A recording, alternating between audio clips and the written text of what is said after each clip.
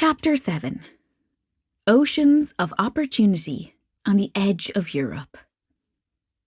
World systems theorists offer a fascinating lens through which to view the world economy, depicting it as a dynamic, interconnected system with three distinct tiers: core, periphery, and semi-periphery countries. At the heart of this system are the core regions, which enjoy dominance and prosperity thanks to their high population densities and strong connectivity. These regions drive economic activity and innovation. In Europe, Germany stands tall as a beacon of economic strength at the centre of the core countries within the Eurozone. On the flip side, peripheral and semi-periphery regions often struggle with sparse populations, poor connectivity, and economic dependence on the core for both capital and stability. This disparity creates a stark contrast between the thriving cores and the struggling peripheries. Nations like Greece, Italy, Portugal, Spain, and Ireland make up the periphery. Member states outside of the Eurozone also find themselves categorised within the periphery, highlighting the pervasive reach of this economic hierarchy. Figure 29.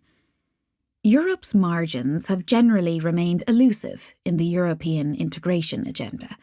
However, the opportunity offered by an abundance of renewables, including solar and wind energy in the European periphery, represents the antithesis of economic stagnation.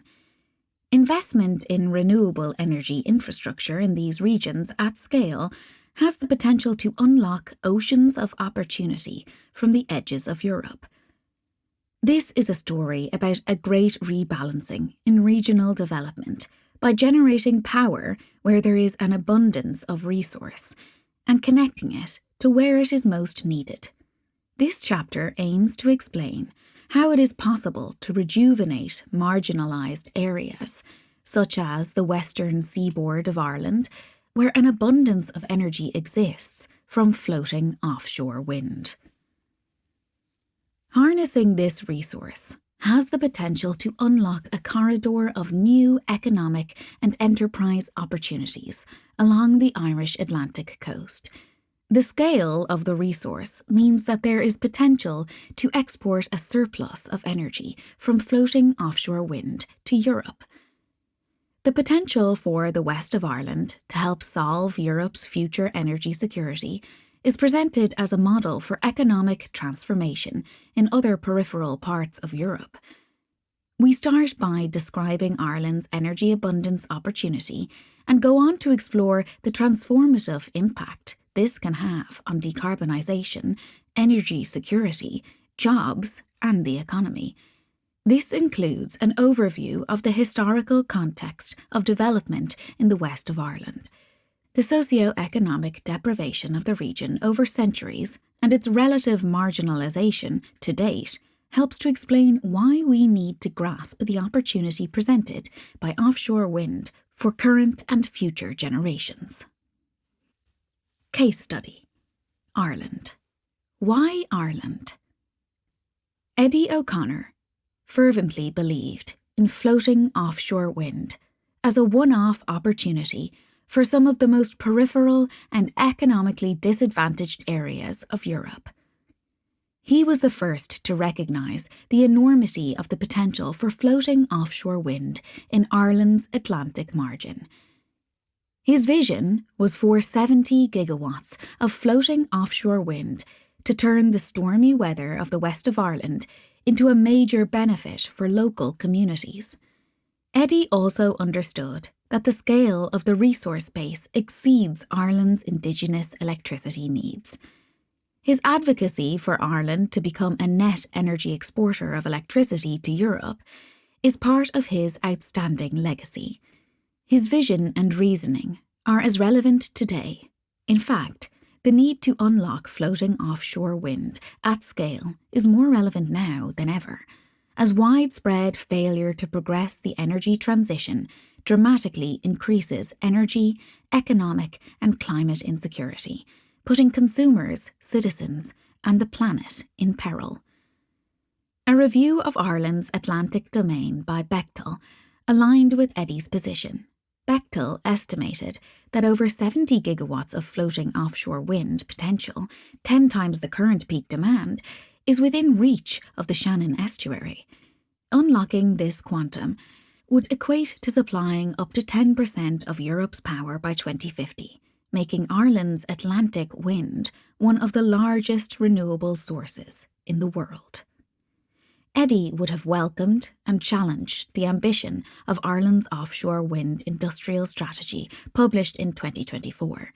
This signals Ireland's intention to become a global leader in offshore wind, capturing the economic benefits for the island by delivering 37 gigawatts of offshore wind by 2050. This is approximately 6 times the current peak electricity demand. Achieving this target will easily meet future domestic demand, whilst positioning Ireland at the core of Europe's renewable energy policy. Ireland has been a strong supporter of European integration, unlocking its abundance of clean, green, renewable energy for export will reinforce Ireland's influence in European decision-making, particularly post-Brexit.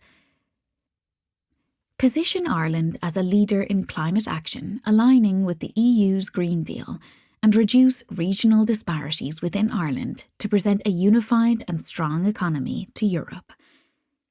Eddy's vision for renewable energy drove the conceptualisation of Ireland's first, and only to date, offshore wind farm, the Arklow Wind Farm, off the southeast coast. This marked Ireland's early entry into the offshore wind market in 2004 and was a significant achievement in Ireland's renewable energy landscape. However, policymakers subsequently focused attention on onshore wind.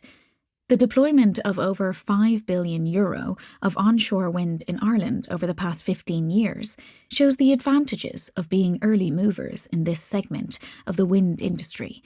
By 2023, onshore wind generated 35% of Ireland's electrical demand, one of the highest wind power penetrations in the world.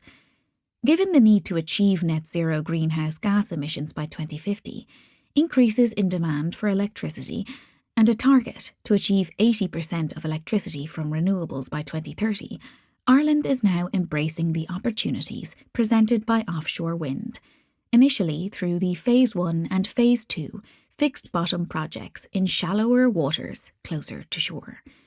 However, this is just the tip of the iceberg in the context of Ireland's vast wild Atlantic wind resource and the impact it may have.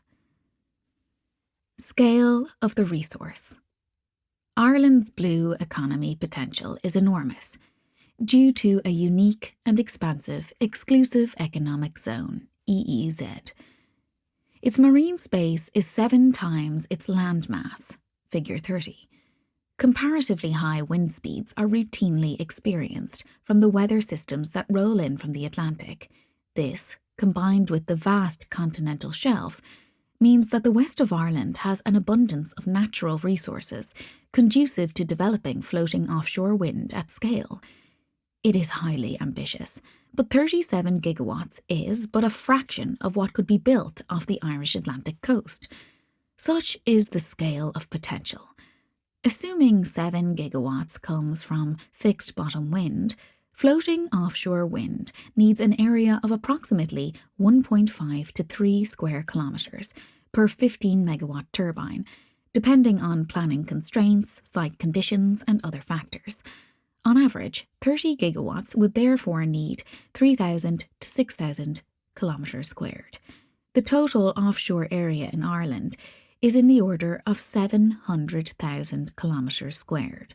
So at most, Ireland is proposing to use less than 1% of its offshore area for the floating offshore wind energy sector. In the seas off the west coast of Ireland, it is possible to access wind speeds of up to 12 metres per second in water depths of 200 metres, which gives a capacity factor of 60%, by far the highest capacity factor seen across Europe. This is important because the capacity factor significantly impacts the LCOE, a critical metric in evaluating the economic viability of energy generation projects. The harsher environment means higher OPEX, but the quality of the resource will ultimately outweigh the cost delta to harness it with deployment and technological innovation. At 50% capacity factor, LCOE is higher because fixed costs, capital, O&M, are spread over fewer megawatt hours. Therefore, at 60% capacity factor as modelled in Chapter 8, LCOE is lower because the same fixed costs are spread over more megawatt hours, reducing the per unit cost. Ireland's vast marine space, together with attractive capacity factors of up to 60% in optimum scenarios, is a distinct competitive advantage for Ireland. Historical context: Ireland's Western Periphery. The west of Ireland offers an ideal case study for this analysis. If ever there was a peripheral region that for centuries failed to benefit from trickle-down economics, it is the West Coast. There is merit in charting the extent of disadvantage inflicted upon the west of Ireland, including the factors that undermined its economic prosperity and meant the province was inevitably impoverished for generations. From that inflection point, it is useful to spell out the essential components that can lead to an uplifting endpoint, an economic and social transformation. With these two elements, the path from marginalisation to economic powerhouse, including all the challenges that go with it, become clearer for others to follow. The excerpt below from Dr. Francis Nolan, freelance researcher, early modernist, and former Irish Research Council postdoc fellow, provides the historical context that illustrates the constraints that have held the west of Ireland back. It is a story of social and economic deprivation that resonates with other peripheral areas, each with its own unique version of history, but with shared characteristics of repression and underinvestment. Ireland's western seaboard has a long history of economic underdevelopment, with multiple factors contributing to the region's relative poverty. From the 18th to the 21st century, the counties along Ireland's western coast suffered from deliberate neglect, inconsistent investment, striking economic inequality, and ill-conceived economic policies. The situation along the west coast has been compounded by the often unforgiving nature of the landscape and the weather. 18th century Ireland was an agrarian society, almost entirely reliant on agriculture production for economic gain. Ireland's economy began to expand in the 1750s as demand for agricultural exports rose and the kingdom experienced some industrial development. The growth of a textile industry, centred in Ulster, was significant.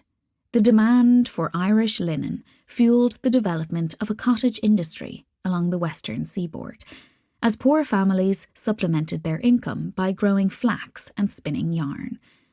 The poor also reared and sold cattle, pigs, and poultry, as well as selling butter and eggs. However, the end of the Napoleonic Wars in 1815 ended Ireland's economic progress and exposed serious deficiencies in Irish society. Population growth kept demand for land high, which meant that rents remained high. The extremely poor became more marginalised, with land subdivided beyond viability and relentlessly cultivated to grow potatoes. For an island people, the Irish ate remarkably few fish. This was due to a lack of investment in the fishing industry throughout the 18th and 19th centuries, particularly along the west coast. The unpredictability of sea fishing meant small farmers devoted even more attention to the land.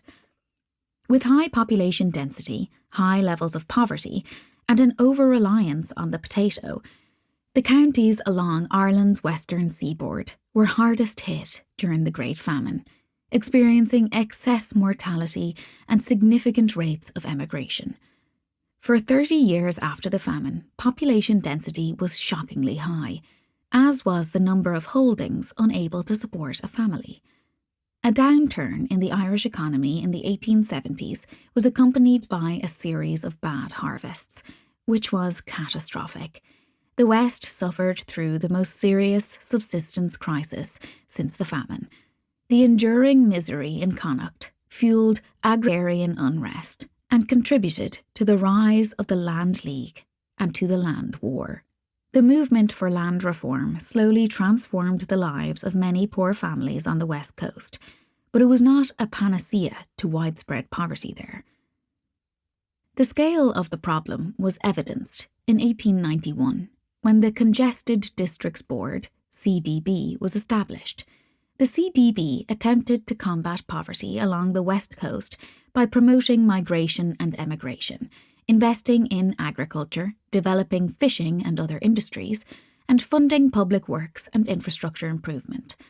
Overall, the CDB's impact was limited, and poverty endured in many areas along the western seaboard. A lack of opportunity meant that emigration levels remained high throughout the first decades of the 20th century. The Irish Free State came into being in 1921.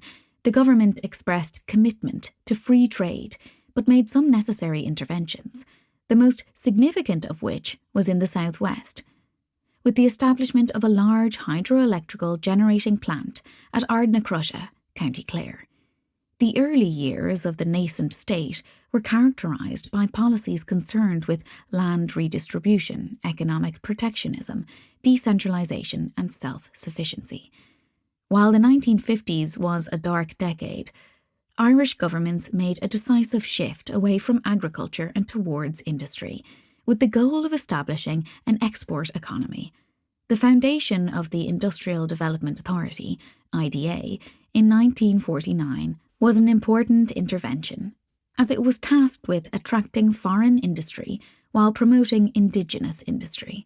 De Valera, who had a heavy hand on the tiller of government in its formative years, left office in the summer of 1959 and was succeeded by Sean Lemass, who worked to achieve sustained economic growth, as well as investing in education, reforming the civil service, and encouraging the modernisation of the business sector and the trade union movement. Lemass recognised that Ireland needed to become more outward-looking. It was not until the late 1960s, however, that economic growth accelerated, and the country finally experienced a period of sustained prosperity. There were some economic green shoots in the southwest in the late 1950s, and these contributed to later prosperity. Significantly, the Shannon Free Airport Development Company, SFADCO, was established by the Irish government in 1959 as a way to promote Shannon Airport and stimulate economic growth in the region, particularly in counties Limerick and Clare. With the establishment of SFADCO and the Shannon Free Zone, SFZ, the region became a hub of industrial activity. By the 1970s, SFZ was a paradigm of success, providing employment to over 5,000 people across 44 factories, and producing almost a quarter of all Irish exports and manufactured goods. The success of Shannon, which was based on an industrial estate model, prompted the IDA to invest in similar schemes, including in Galway, where a number of international corporations established facilities. Accession to the EEC in 1973 had a profound impact on Ireland's economic governance and development, particularly through the Common Agricultural Policy, CAP, financial transfers for structural funding, and an increase in foreign direct investment, FDI, following accession to the bloc. EEC/EU membership has had important implications for the counties along the western seaboard, with a European emphasis on regionality directing Irish policy in theory, if not always in practice. By the end of the 1980s, there were signs of the economic growth that would explode in the 1990s, ushering in a period of unprecedented prosperity. This was a consequence of both domestic policy and EU support. The dawn of the European single market in 1992 was hugely significant. As a disadvantaged member state, Ireland was able to secure funding from the EU structural and cohesion funds to support particular regions, classified as NUTS 2 and NUTS 3 regions. In the late 1990s, there was a renewed interest in regional development, and the country was divided into two regions, South and East, and Border West and Midlands, BWM. The National Development Plans for 2000 to 2006 and 2007 to 2013 made balanced regional development a key national objective. Public pressures to address population decline in the Western region resulted in the foundation of the Western Development Commission, WDC, in 1997. Despite this, however, the government failed to improve the region.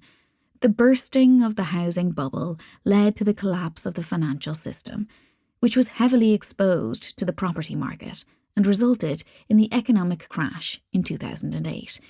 A programme of fiscal adjustment, which relied heavily on cuts to public expenditure and tax increases, was accepted by the Troika, the European Commission, European Central Bank, and International Monetary Fund in late 2010, and the Irish economy exhibited some signs of recovery. In recent years, the counties along Ireland's western seaboard have experienced economic recovery to varying extents. Beyond general economic trends and established regional inequalities, the impact of Brexit and COVID-19 have been felt in different ways in different places. There have been some notable FDI jobs announcements in the counties along the western seaboard, with a significant number of jobs created by companies that have established links with local communities on the west coast.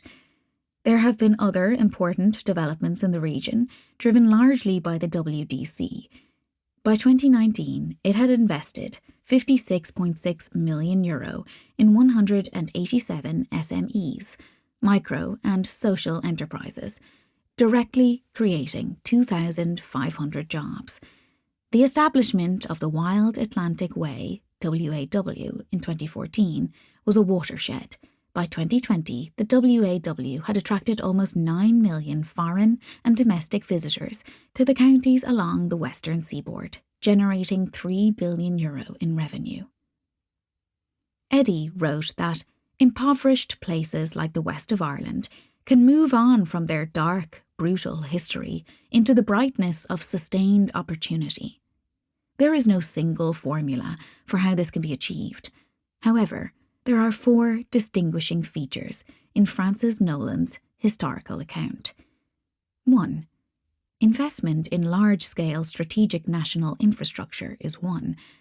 Completed within 7 years of Ireland's independence in 1922, the Ardnacrusha plant was built at a cost equivalent to 1/5 of the Irish state's annual budget. It spurred electricity demand across the country and showcased the new government's foresight in seeding economic development. 2. The role of visionary leaders like Sean Lemass stands out. He had the courage and the confidence to position Ireland on the international stage by promoting the development of an export economy as Ireland emerged from its insular protectionist state. 3. The ambition and foresight that led to the establishment of the Shannon Free Airport Development Zone is notable. This chimes with the work and vision of the current-day Shannon Estuary Task Force, SETF. The SETF has developed a blueprint for connecting floating offshore wind in the Atlantic with a green Atlantic digital corridor, including the creation of 10,000 new green jobs by 2035 and 50,000 by 2050, having 2 gigawatts of green energy capacity in development by 2030 and up to 30 gigawatts installed by 2050. 4. Finally, Ireland's strong and evolving relationship with Europe, shaped significantly by its membership of the European Union since 1973, has brought economic benefits such as access to the single market, which has fueled Ireland's growth, particularly in sectors like technology and pharmaceuticals. The EU's cohesion policy provided vital funding for infrastructure, innovation and job creation to the island as a whole.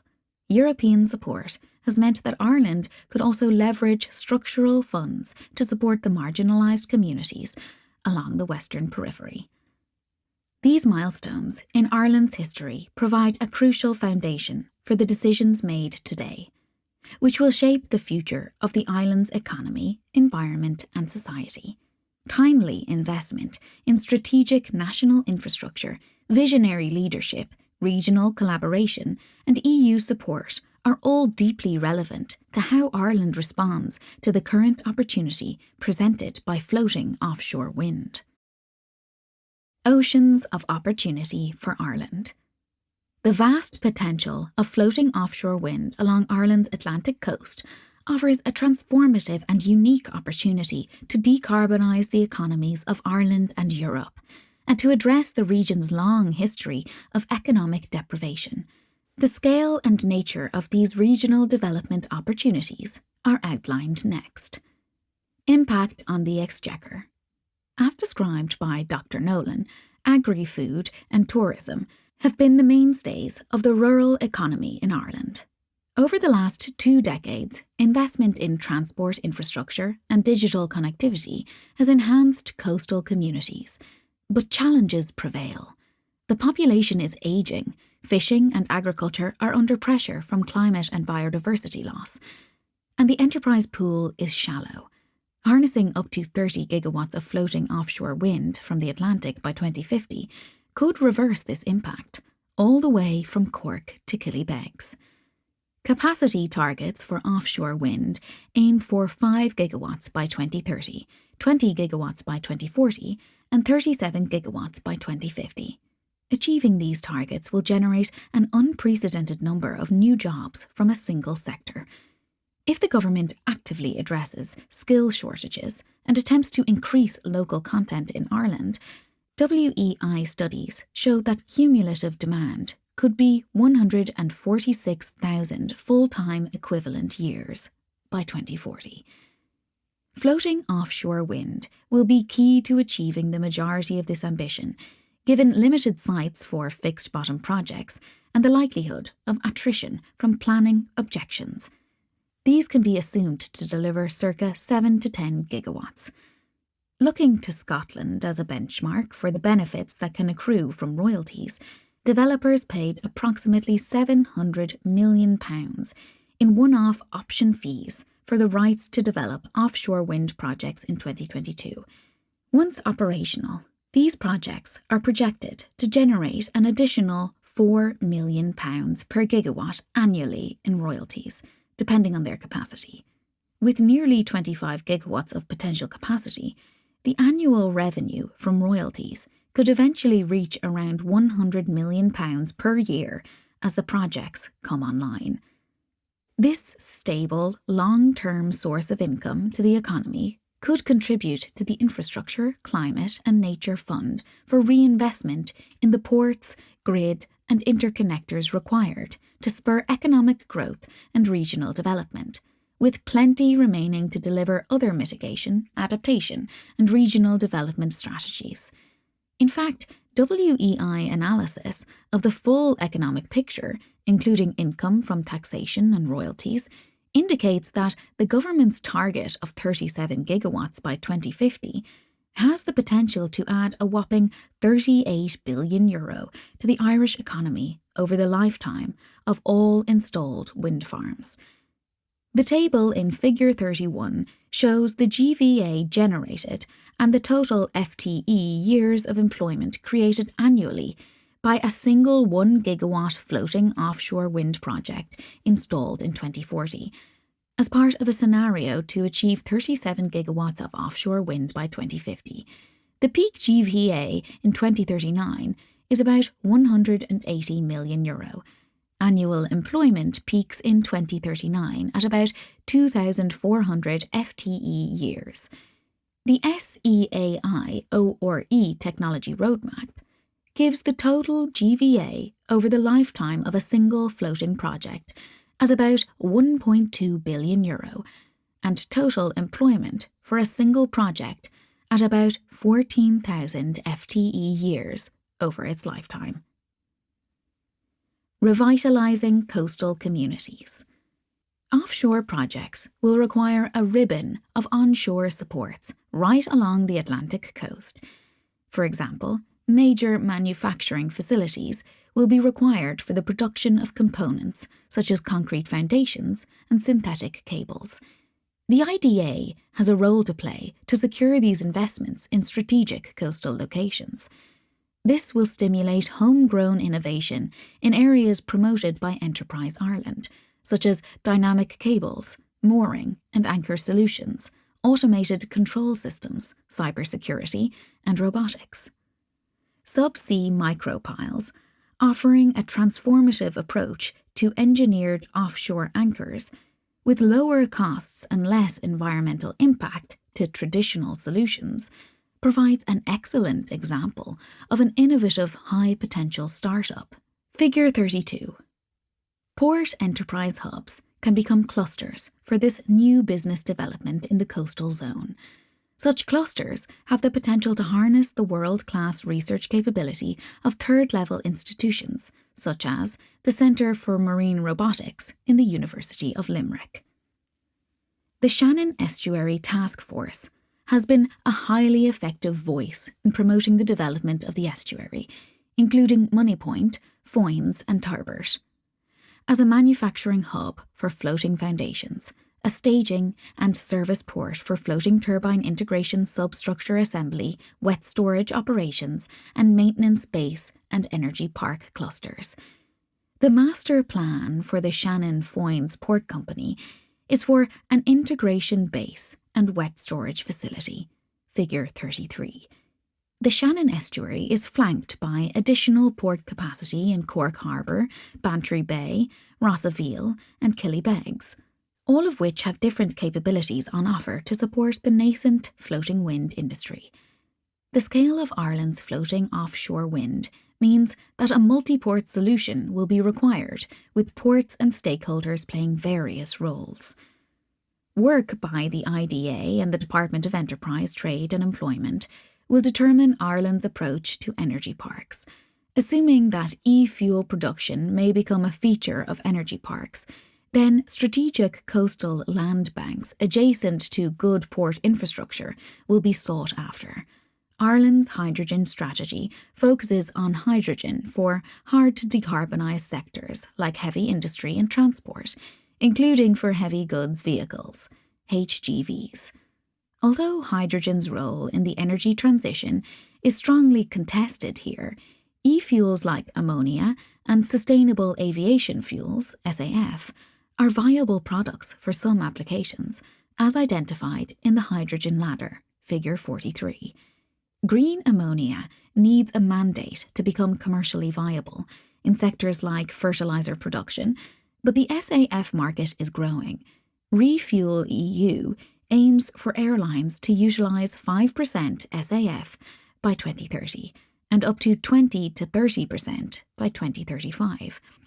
As well as a further source of economic impact at the coast, energy parks could be designed to adjust fuel production based on renewable energy availability, providing additional benefits through dispatchable generation and ensuring grid reliability.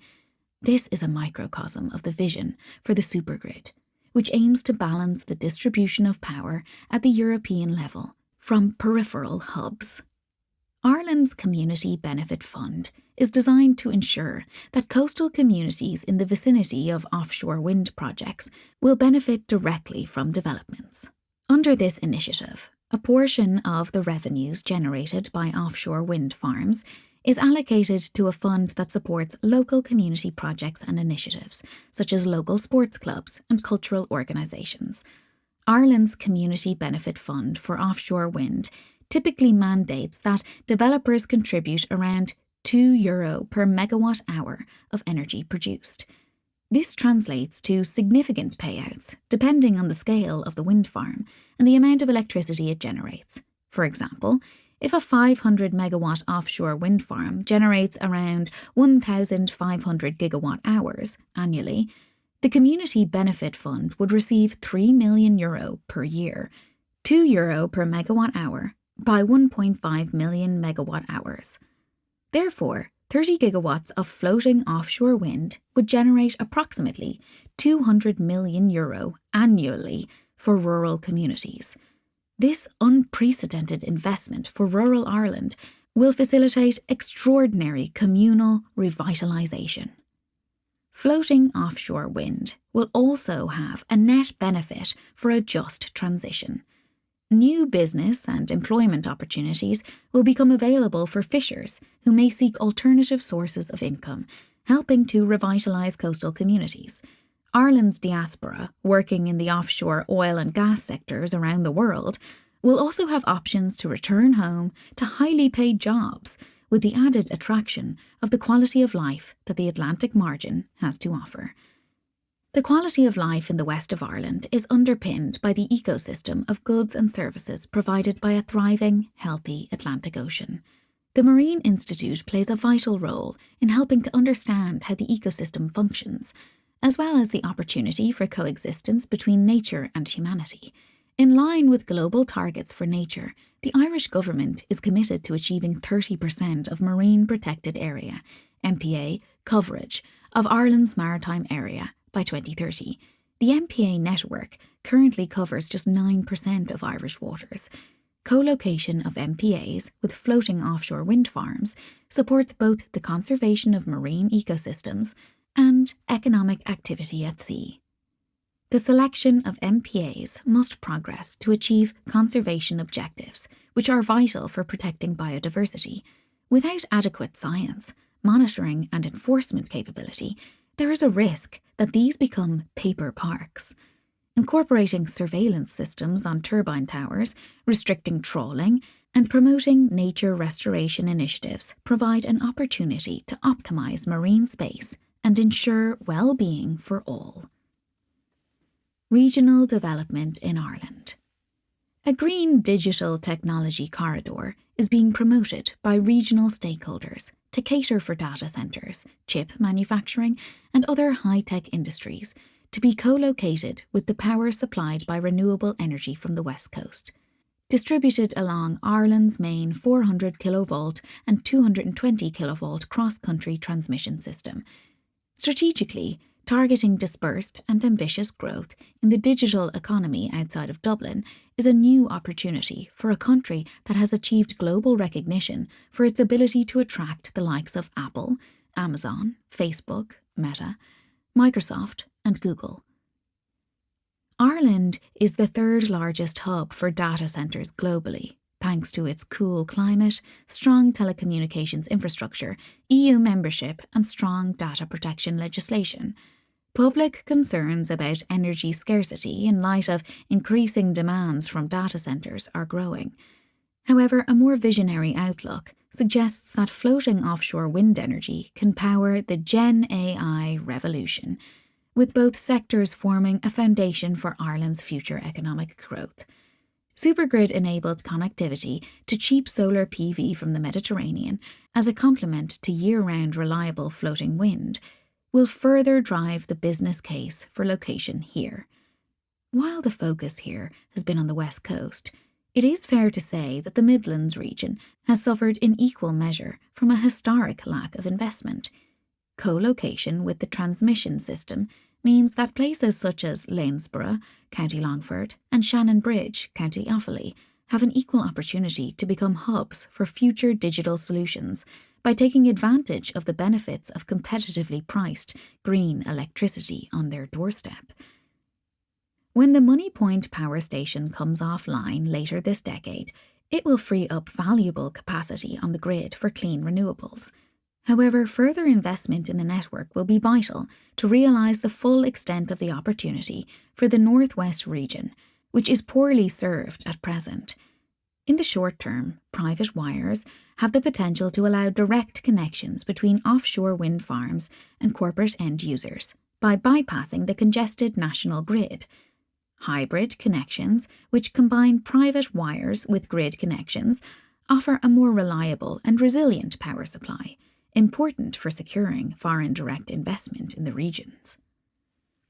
The single electricity market on the island of Ireland creates a more competitive market north and south of the border, By leveraging electricity infrastructure on an all-island basis, operators can utilise the combined strength of both grids to achieve security of supply. It also ensures that potential for an all-island approach to the distribution of the benefits that accrue from floating offshore wind. In this way, the development of Ireland's floating wind resource provides a tangible opportunity to contribute to peace and prosperity, and the growing political momentum towards unity. And the benefits don't stop on the island of Ireland.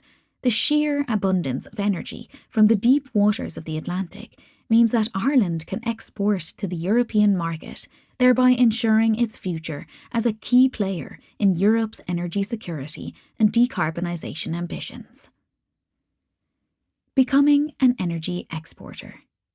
The successful delivery of 37 gigawatts of offshore wind by 2050 will more than meet the projected doubling of electricity demand that EirGrid is forecasting. This means that Ireland is poised to become a net energy exporter. Delivering 37 gigawatts of offshore wind by 2050 realises approximately 6 times the current peak electricity demand. Achieving this target will meet future domestic demand as well as positioning Ireland at the core of Europe's renewable energy policy. Wind can become to Ireland what North Sea oil became to Norway. Much can be learned from the Norwegian model. When Norway discovered vast reserves of oil in the 1960s in the North Sea, the Norwegian government established a framework to ensure the nation's long-term prosperity. The decision to become a net exporter of oil was driven by the need to fuel economic growth, reduce reliance on imports, and accumulate wealth for future generations. By exporting oil, Norway has generated revenue that contributed to its sovereign wealth fund, ensuring long-term financial stability. In 2024, it had assets worth $1.7 trillion, or more than $300,000 per Norwegian citizen. The road to export requires improvements in grid and interconnection infrastructure, regulations to facilitate access to an integrated market, or a supergrid, and government support for the initial rollout of renewables. The planning and decision-making processes are described in greater detail in the Irish government's May 2024 policy statement, Future Framework for Offshore Renewable Energy. The question is, who pays when the output is destined for alternative electricity markets? In the case of the Celtic interconnector, the funding was split between the Irish TSO, the French TSO, and the European Union, which is a good example of the kind of solutions that can be found. It takes 10 years to develop an offshore wind project, and 10 years or more to develop interconnection. The Celtic interconnector will have taken 15 years when it comes on stream in 2026. Therefore, there is no time to waste to start planning for the delivery of new renewable energy, grid and interconnection capacity to achieve the maximum benefits from Ireland's offshore wind resource. Domestic grid infrastructure must be enhanced to support large-scale renewable energy projects and export capacity. EirGrid has yet to plan for post-2030, which is the elephant in the room for the realisation of Ireland's offshore wind ambitions. As the transmission system operator, TSO, EirGrid plays a vital role in the expansion of Ireland's onshore and offshore grid. However, EirGrid has been limited in capacity and resources to fulfil this role. Building high-capacity interconnectors to neighbouring countries such as the UK and mainland Europe is crucial for export. Ireland's interconnection capacity currently stands at 1 gigawatt via the privately developed East-West and Green Link connections to the UK. This will be enhanced when the Celtic interconnector, a 497-kilometre, 700-megawatt project connecting Ireland to France, goes live. The National Policy Statement on Electricity Interconnection recognises that increased interconnectivity is needed to enable renewable energy ambitions as Ireland transitions to becoming a net energy exporter. Proposed plans will see Ireland increase electricity interconnection to Spain, Belgium and the Netherlands, as well as further connections to the UK and France. Additional interconnection could reduce the effect of curtailment and allow more renewable energy onto the electricity system for export. If 30% of existing capacity is available for export on existing interconnectors, and those currently under development, up to 500 megawatts of offshore wind could technically avail of this route to market in the short term. However, the operation of electricity interconnectors is subject to electricity market dynamics. Thus, the electricity price of each node of the interconnector is what dictates the direction of flow, i.e., import or export of electricity. Policies that support renewable energy investments and cross-border electricity trading are necessary to facilitate a competitive electricity export economy.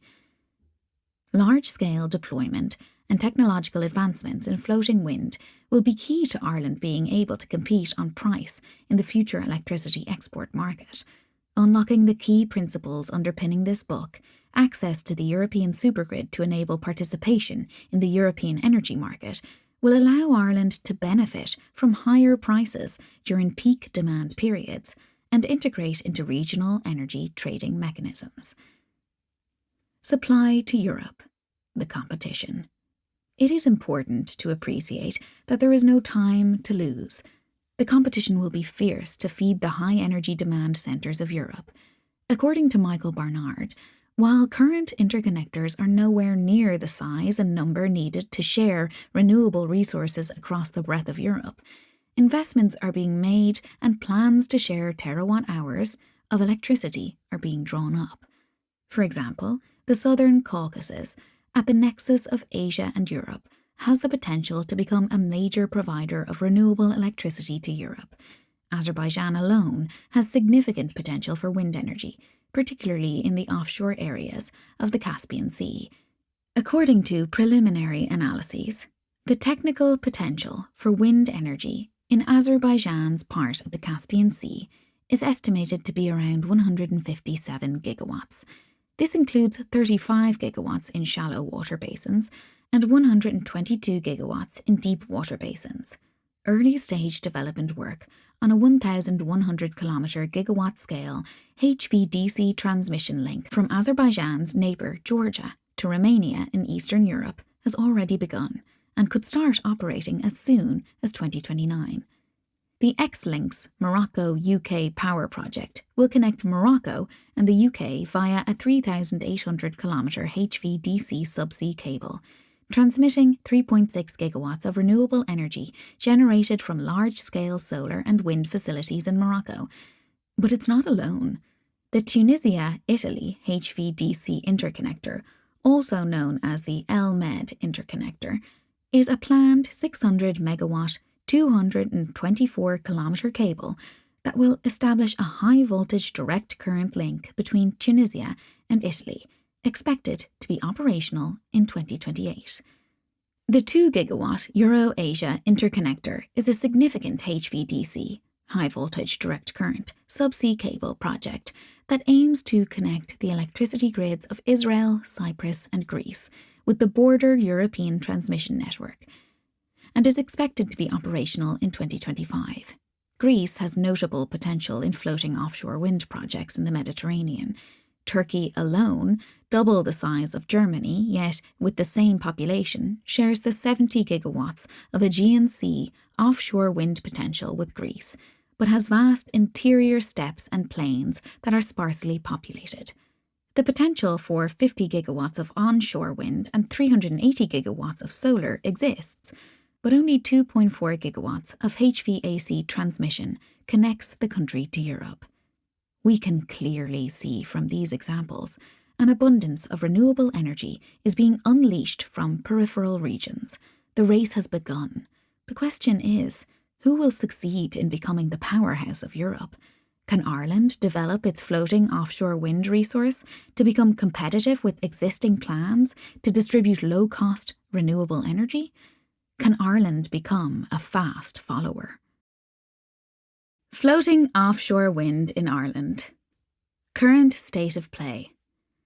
Given that the benefits of floating offshore wind are on a par with the transformative impact of the electrification of the west of Ireland in the 1920s, it is reasonable to assume that the Irish government has at least kept pace with global leaders in the deployment of the technology, including its nearest neighbour in the UK. It is also reasonable to assume that the plans for new interconnectors and ports are well advanced. This is not the case. In this section, we examine the current status of floating offshore wind in Ireland, the reasons for its delay, and enablers for its development. A successful milestone in Ireland's offshore wind story was achieved when the Irish government awarded 3.1 gigawatts of structured contract for difference support to 4 fixed-bottom offshore wind farms through the first Offshore Renewable Energy Support Scheme, ORESS, auction in May 2023. Aiming to commence operations by 2030, these Phase 1 projects will be the first offshore wind farms constructed in Ireland since the Arklow Bank. These 4 projects are developer-led and have a weighted average strike price of €86 per megawatt hour, which is well below the local wholesale market price in recent years, and low for an emerging offshore wind market. This is important, as it demonstrates the government's strong commitment to the development of the sector. However, the approach to date has been characterised by incremental learning by doing, gradually putting the building blocks in place to support a nascent sector. It is now abundantly clear that the target of 5 gigawatts of offshore wind by 2030 will be missed. The Climate Change Advisory Council has warned that Ireland risks facing EU fines of at least €8.2 billion if it continues on its current path and misses the 2030 targets. Ireland is 10 years behind the UK in planning for floating offshore wind projects. The first supports awarded to High Wind and Syncardine were 10 years ago. For some investors in Ireland's offshore wind market, the pace has been too slow. The lack of a dedicated plan and timeline for floating offshore wind brings uncertainty. Moreover, the delay in seizing the transformative opportunity that floating offshore wind has to offer has further consequences. Irish businesses and households pay the highest costs for electricity in Europe, and energy insecurity is having an increasingly negative impact on Ireland's attractiveness to win foreign investment. In the past 2 years, Ireland missed out on €2 billion in data centre investments, which went to other European locations due to concerns about Ireland's energy security. Vulnerabilities arise from unpredictable supply disruption, rising demand, and outdated infrastructure. Recent Amber alerts highlight potential electricity shortages, putting a massive strain on the grid, especially during winter months. So, with so much at stake, why is there not more progress? And what can be done to accelerate the pace of change? Why is progress so slow? It is difficult to believe that government departments would have been as slow to respond if Ireland had discovered offshore oil off the west coast in recent decades. Yet, the state remains slow and uncertain about how it should approach the development of floating offshore wind energy.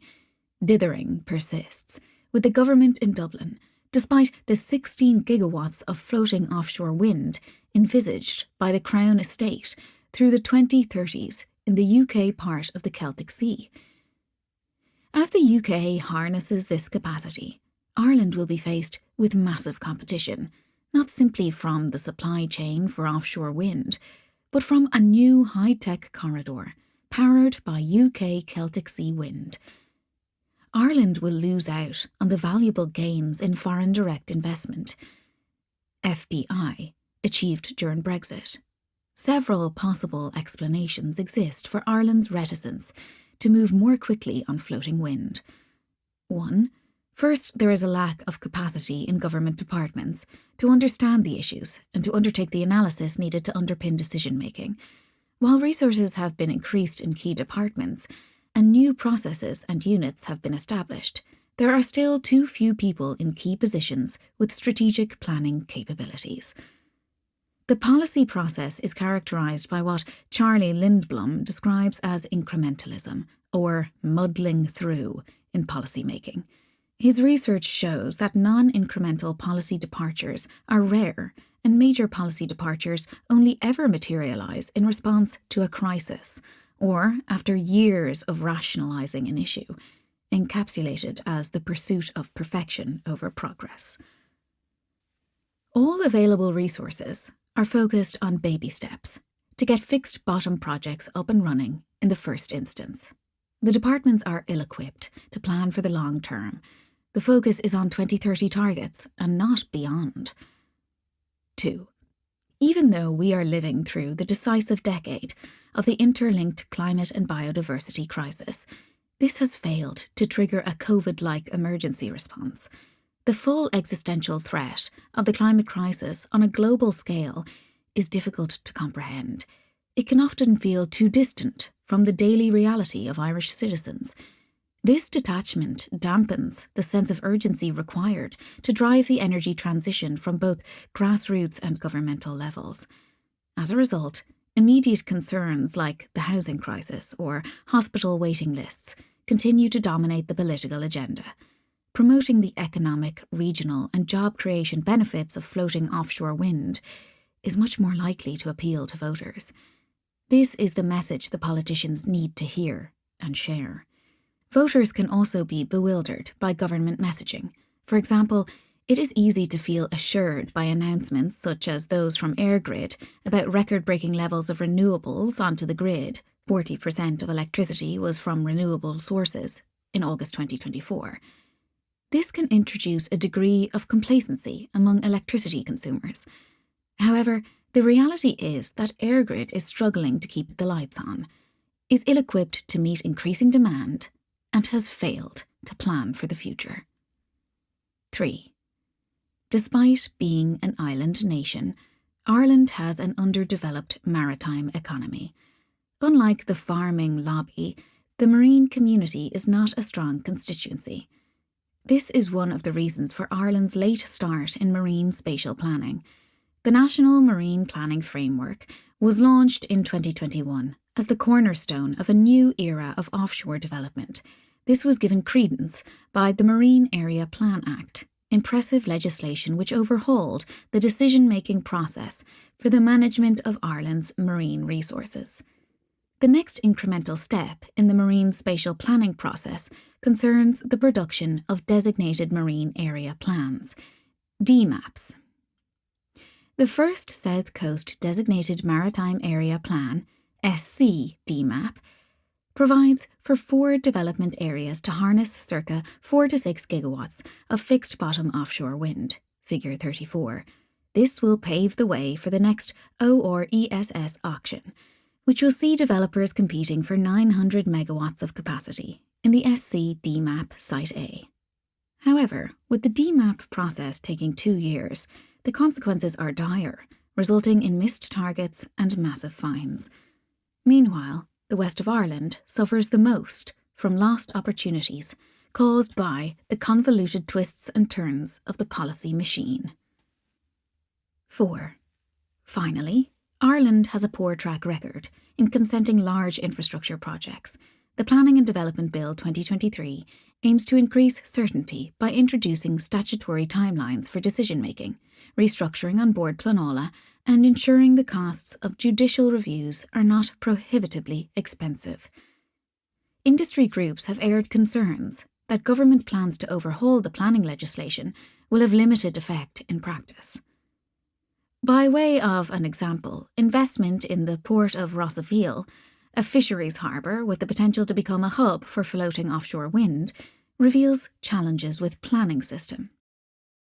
Interventions by activists who challenge projects on legal grounds, primarily focusing on environmental planning and law compliance, can lead to projects being sent back for further review or modification to meet environmental standards. This transpired in Rossaveel in May 2024, when work on a €30 million, 200-metre deep-water quay that was 75% completed was interrupted. When such objections become the norm, investment is put at risk due to the perception of Ireland as a difficult place to develop infrastructure.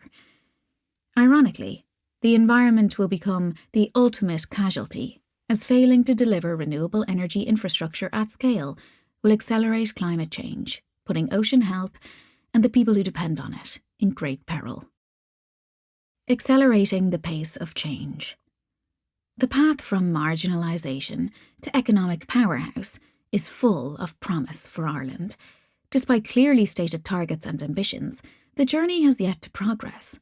According to Paul Dean in UCC, delaying the energy transition costs the state €1 million every hour on imported fossil fuels. Ireland has one of the lowest percentages of renewable energy in the EU and one of the highest costs. This is unsustainable. Business as usual is clearly not working. Urgent action is required for Ireland to make meaningful progress on decarbonisation, and in doing so, provide for future economic security, energy security, health and well-being. As Ireland is 10 years behind the UK on floating offshore wind delivery, the government now needs to set a course to move from the position of laggard to fast follower and assume a leadership position, not as a small island nation, but as a large ocean energy state. Policymakers bear an extraordinary responsibility to get things right. Ultimately, the energy transition is in their hands. They alone have the power to regulate the rollout of offshore wind. Project enabling and market-forming policy supports must be in place. The choices made by the Irish government in the next 12 months will dictate if Ireland can catch up and truly demonstrate that it is a market well worth investing in. The top priorities for policymakers should be to shift away from setting meaningless targets to delivering a tangible vision. Floating offshore wind is a means to an end, not an end itself. Therefore, targets for floating offshore wind, such as 30 gigawatts by 2050, need to be put in a better context to secure buy-in and support from all stakeholders. Instead of a focus on offshore wind targets per se, Ireland should rally around a vision to have one of the most affordable costs of electricity in Europe by 2040. Ultimately, this is where the greatest system benefits will accrue, including a social licence to operate within the planning system. Establish Ireland as a global hub for electrification and digitalisation by advancing clean energy solutions and digital infrastructure in the regions. Ireland will foster more balanced economic growth, attract investment, and shape a sustainable future on the world stage. Realise that digital connectivity without green energy is futile, and urgently publish a plan for a pipeline of floating offshore wind projects as the new essential infrastructure, akin to broadband. Make up for lost time by accelerating early commercial demonstration projects as a statement to the market that Ireland is opening the Atlantic to floating wind at scale. Prioritise and accelerate the production of DMAPs for floating offshore wind to get this done. Position Ireland as a strategic European energy player, spearheading a mission to provide an abundance of competitively priced electricity. Assume a leadership position by championing the supergrid, driving the continent toward a sustainable energy future while enhancing Ireland's influence and resilience on the global stage. Create a funding mechanism to enable investment in the planned rollout of critical enabling infrastructure, specifically grid upgrades and reinforcements beyond 2030, interconnectors to Europe and ports for floating offshore wind. Begin with the next budget. Introduce tax incentives and reliefs to promote clean technologies, renewable energy activities, and green industrial infrastructure. Overhaul the national approach to planning and management of offshore wind. Establish a Department of Industry and Renewables to focus on driving industrial linkages between the two engines of future economic growth. Overcome fragmentation in policymaking, lack of expertise, and issues with staff turnover in government departments by strategically resourcing a national floating offshore wind development agency. Ensure there is accountability for promises made, with zero tolerance for regulatory delays. Work more closely with industry to tap into existing expertise. The appointment of an energy SAR, with teeth, similar to the UK model, should be considered to give these objectives greater effect. Support the development of the next era of innovation and skills required to deliver on ambitions for a sea change in the maritime economy. Increase investment into key institutions such as the National Maritime College and Science Foundation of Ireland Centres of Excellence, to build on the research capacity that already exists. Develop a national communications campaign with hope as the warrior emotion to stir the power of the people. Address the question, what's in it for me? Inspire citizens with positive messaging. Promote the jobs, skills, innovation and investment from floating offshore wind. To recap, 37 gigawatts by 2050 has the potential to add €38 billion to the Irish economy over the lifetime of all installed wind farms. Up to 30 gigawatts of this will come from floating offshore wind.